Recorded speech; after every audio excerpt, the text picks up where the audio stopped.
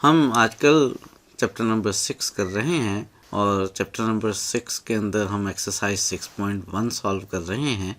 आज से पहले तक हम इस एक्सरसाइज के अंदर सर्कल्स की इक्वेशंस मालूम करते रहे हैं जब हमें सर्कल के बारे में कुछ इन्फॉर्मेशन गिवन हो। आज हम एक नई बात करने लगे हैं और आज के क्वेश्चन में हमने शो ये करना है कि एक लाइन सर्कल पे टेंजेंट लाइन है। एक्सरसाइज 6.1 का क्वेश्चन 6 सॉल्व करेंगे। एक बात आपको याद करवाता जाऊं कि इन लेक्चर्स से जो पीडीएफ नोट्स हैं वो हमारी गूगल ड्राइव पर मौजूद हैं। उनका लिंक डिस्क्रिप्शन में मौजूद है, आप उन नोट्स को वहां से डाउनलोड कर सकते हैं। स्टार्ट करते हैं आज का लेक्चर। एक्सरसाइज 6.1 के अंदर क्वेश्चन नंबर 6 में show that the lines, show करें कि जो लाइंस हैं, कौन सी लाइंस, 3x - 2y = 0 वाली लाइन और 2x + 3y - 13 = 0 वाली लाइन। ये जो दो लाइंस हैं हमने शो ये करना है कि ये are tangent to the circle, ये टेंजेंट हैं इस सर्कल के ऊपर। एक्सरसाइज 6.1 के क्वेश्चन नंबर 6 में हमें दो लाइंस दी गई हैं, हमें एक सर्कल दिया गया है। हमने शो ये करना है कि ये दोनों लाइंस इस सर्कल पर टेंजेंट लाइन है। हमने यहाँ बात करनी है लाइन की और सर्कल की। लाइन और सर्कल की आपस में क्या रिलेशनशिप हो सकती है, इसको ज़रा ग्राफिकली समझने की कोशिश करते हैं। ये हमारे पास एक सर्कल है, ये एक लाइन है जो इस सर्कल को टच करके गुजर रही है। ये लाइन इस सर्कल को एक पॉइंट पर मीट कर रही है। ऐसा भी हो सकता है कि हमारे पास जो लाइन हो वो सर्कल को दो पॉइंट्स पर मीट करे। लाइन आए, सर्कल को एक पॉइंट पे कट करे, एक पॉइंट पे मीट करे, उसके साथ सलाम दुआ ले, बैठे, चाय वाय पिए और फिर सलाम दुआ लेकर रुखसत हो जाए।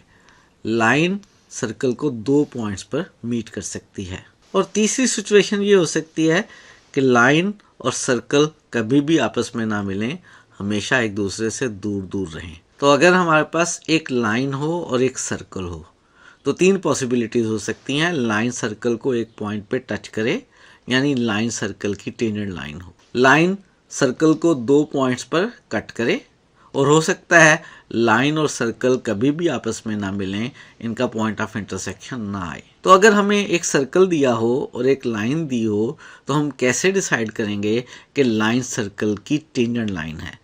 गौर करें इस बात का इस्तेमाल करते हुए कि लाइन और सर्कल जब आपस में मिलते हैं तो एक पॉइंट पर मिल सकते हैं, दो पॉइंट्स पर मिल सकते हैं और कभी भी नहीं मिल सकते। अगर मैं इस सर्कल और इस लाइन की बात करूं और डिसाइड करना चाहूं कि ये लाइन इस सर्कल को टच कर रही है यानी टेंजेंट लाइन है, या दो पॉइंट्स पर मिल रही है, या कभी भी नहीं मिल रही, तो क्या तरीका कार अख्तियार कर सकता हूँ। फर्स्ट ईयर चैप्टर नंबर 4 हमारे पास एक क्वाड्रेटिक इक्वेशन है, एक लीनियर इक्वेशन है।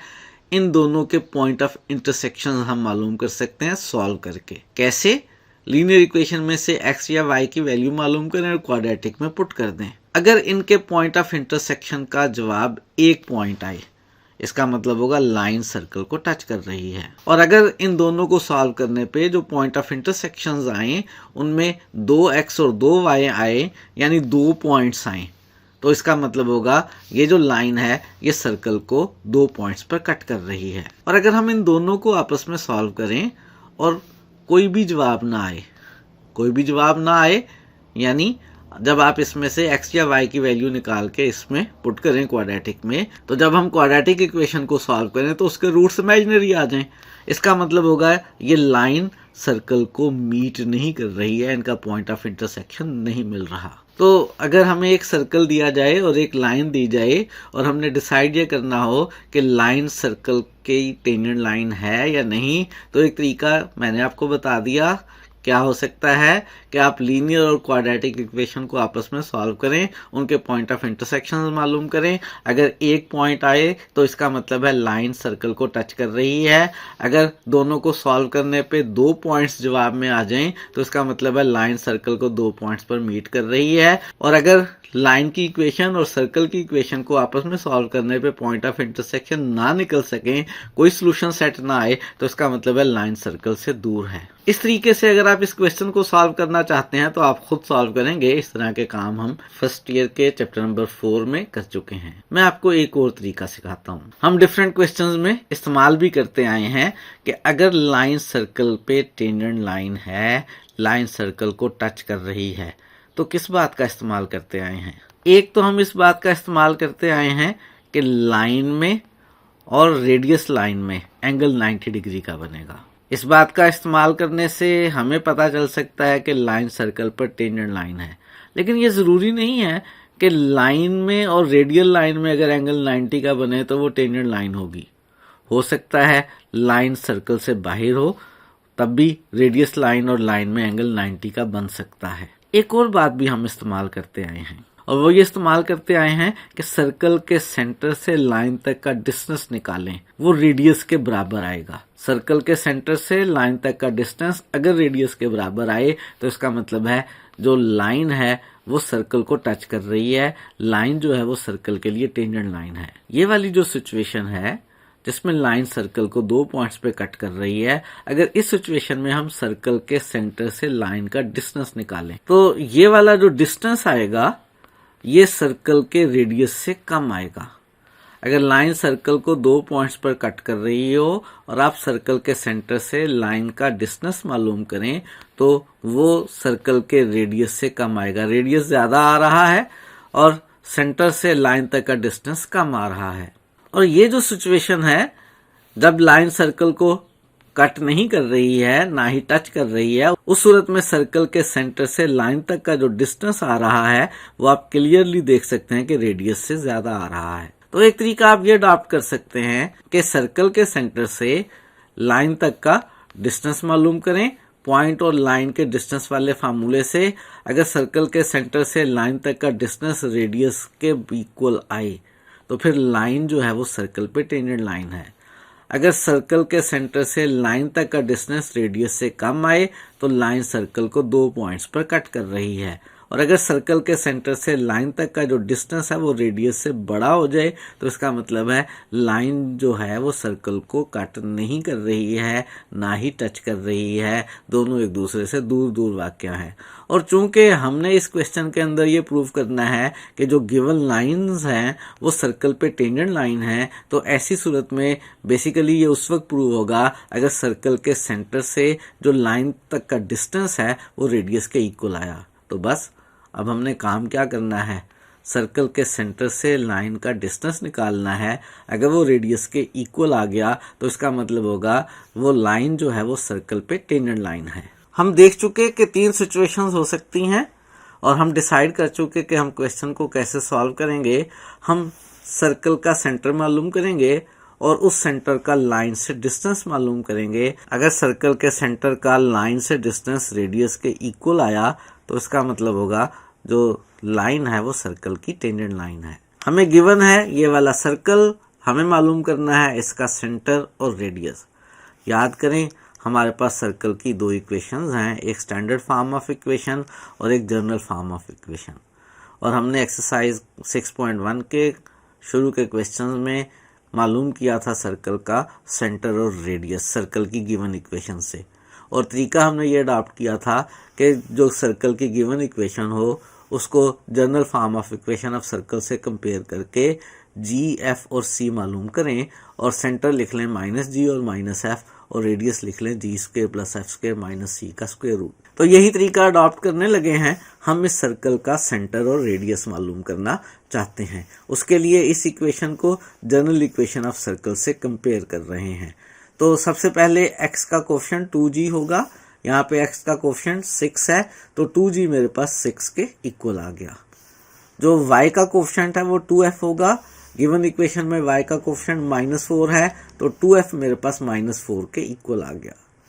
और जनरल इक्वेशन में जो कांस्टेंट टर्म है वो c है और गिवन इक्वेशन ऑफ सर्कल में कांस्टेंट टर्म मौजूद नहीं है। आप कह सकते हैं यहाँ पे +0 है तो c की वैल्यू मेरे पास 0 आ गई। c की वैल्यू 0, 2g 6 और 2f -4 आ गया। मालूम करना है मुझे g और f, इस इक्वेशन में से अगर 2 को राइट साइड पर ले जाएं डिवाइड हो जाएगा, 6/2 कैंसिल होके 3 हो जाएगा, g की वैल्यू 3 आ जाएगी। इस इक्वेशन में से 2 को राइट पर ले जाएं, इधर का माल उधर ले जाएं।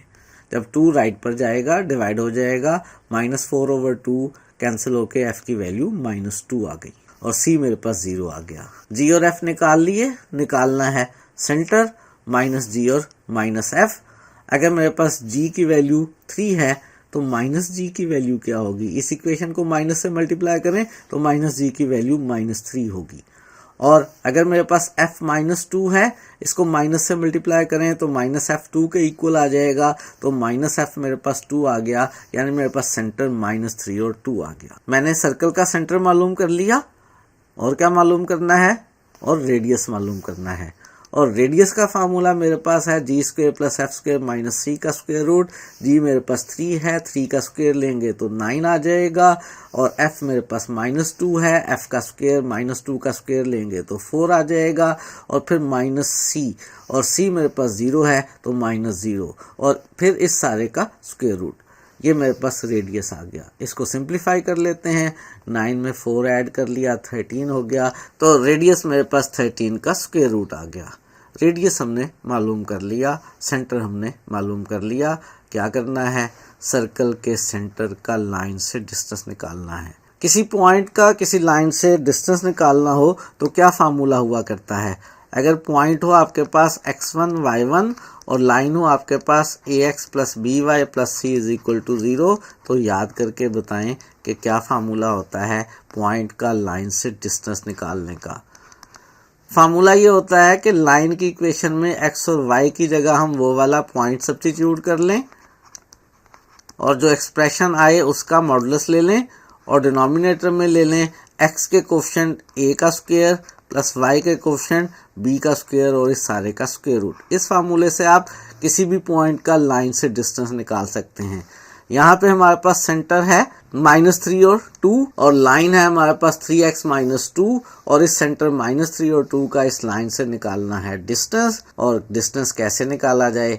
इसमें x की जगह -3 पुट कर लें, 3 × -3 हो गया, -2, और y की जगह 2 सब्स्टिट्यूट कर लें, इस पूरे का मॉडुलस ले लें, और डिनोमिनेटर में a का स्क्वायर 9 हो जाएगा + b का स्क्वायर 4 हो जाएगा, इसका स्क्वायर रूट। 3 को -3 से मल्टीप्लाई करेंगे -9 आएगा, 2 को 2 से मल्टीप्लाई करेंगे 4 आएगा, -9 - 4 जो है वो -13, इसका मॉडुलस, और डिनोमिनेटर वाला 13 का square root as it is, -13 का मॉडुलस सॉल्व करेंगे तो 13 आ जाएगा, और नीचे 13 का square root as it is. जो ऊपर वाला 13 है मैं इसको लिख सकता हूँ 13 के स्क्वायर रूट का स्क्वायर, और नीचे मेरे पास 13 का स्क्वायर रूट है, ऊपर और नीचे एक कैंसिल हो जाएगा, और मेरे पास सिंप्लीफाई करके ऊपर 13 का स्क्वायर रूट आ गया। तो मेरे पास सेंटर ऑफ सर्कल का लाइन से डिस्टेंस जो है वो 13 का स्क्वायर रूट आया है, और सर्कल का रेडियस कितना आया था? वो भी 13 का स्क्वायर रूट आया था। क्या नतीजा निकला?